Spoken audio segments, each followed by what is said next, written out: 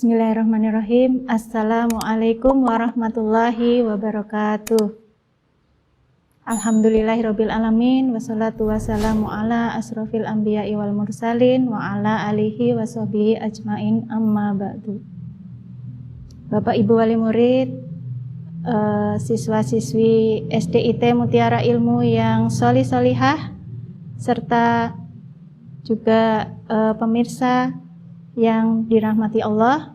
Alhamdulillahirabbil alamin. Puji syukur kita panjatkan kehadirat Allah Subhanahu wa taala yang telah memberikan berbagai kenikmatan kepada kita, yaitu nikmat sehat, nikmat sempat. Kemudian yang terpenting juga adalah nikmat iman dan Islam. Salawat serta salam semoga tercurahkan kepada junjungan kita Nabi Muhammad sallallahu alaihi wasallam beserta keluarganya, sahabatnya, dan semoga kita mendapat syafaat dari beliau di yaumul kiamah nanti.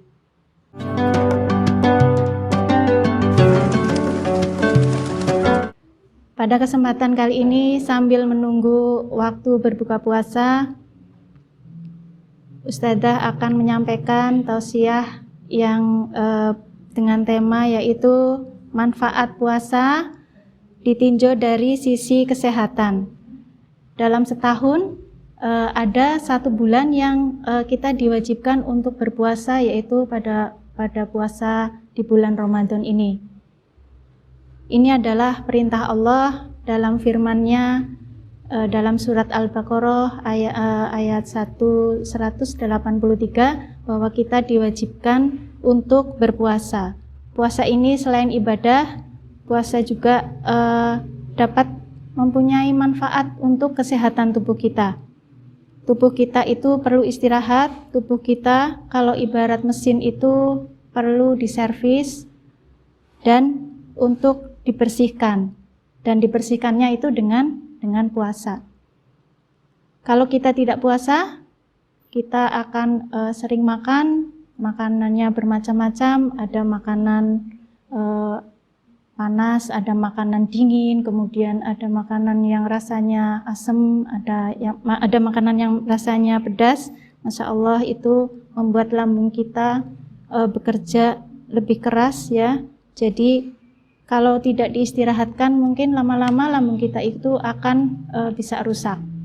Apa yang terjadi dalam tubuh kita kalau misalnya ketika kita berpuasa?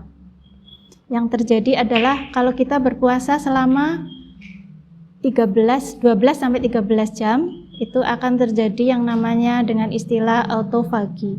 Autofagi itu adalah proses terjadinya sel-sel tubuh memakan sel-sel yang mati atau sel-sel yang rusak, sehingga tubuh kita bisa dibersihkan dari sampah-sampah, tubuh kita akan bersih, kemudian aliran darah kita juga akan lancar ya.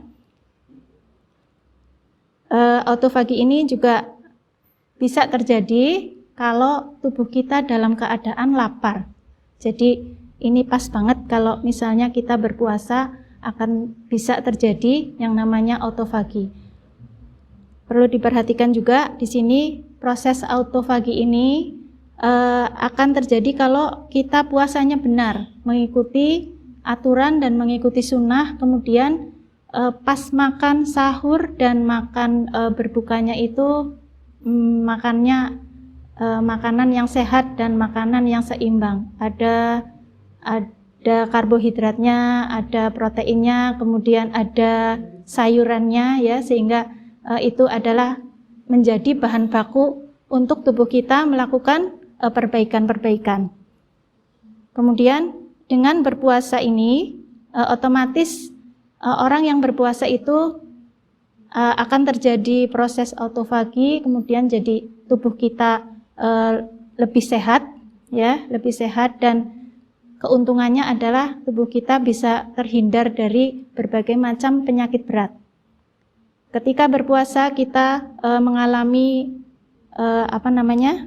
tensi darahnya kita normal, tensi darahnya tidak tinggi, kemudian gula darahnya juga turun, kemudian kolesterolnya juga terkendali, bisa terhindar dari penyakit jantung dan penyakit diabetes, kemudian juga penyakit yang mematikan, yaitu penyakit kanker, ya. Jadi ternyata puasa ini banyak sekali manfaatnya untuk tubuh kita, bisa mencegah dari berbagai macam penyakit dengan berpuasa. Kemudian dalam surat Al-A'raf ayat 31 yang artinya makan dan minumlah dan janganlah berlebih-lebihan. Ini sehingga kita kalau bisa setiap hari itu tidak makan berlebih-lebihan, jangan makan terus ya. Jadi ada waktu-waktu tertentu makannya harus diatur. Ketika berpuasa, makan sahur dan makan berbuka ini lebih teratur ya, lebih teratur jamnya, sahurnya jamnya pas, kemudian berbukanya juga jamnya sama, lebih teratur, lebih disiplin sehingga akan mendisiplinkan jam makan kita. Kemudian Ustadzah punya cerita dari seorang dokter. Ini bisa kita ambil hikmahnya, yaitu ada cerita ada seseorang yang sangat kaya raya, kemudian tetapi dia tidak pernah mau berpuasa. Dia tidak pernah mau berpuasa dengan alasan misalnya dia melakukan perjalanan jauh atau safar. Jadi itu alasannya biar dia tidak berpuasa. Kemudian lama-kelamaan setiap tahun dia tidak berpuasa, lama-kelamaan dia jatuh sakit. Sudah berobat kemana-mana, sudah ke dokter, kemudian sudah minum obat, ternyata akhirnya belum sembuh juga. Kemudian kata dokter, disuruh mencoba untuk berpuasa. Setelah itu orang tersebut berpuasa dan pada akhirnya bisa penyakitnya bisa sembuh dan dia bisa sehat.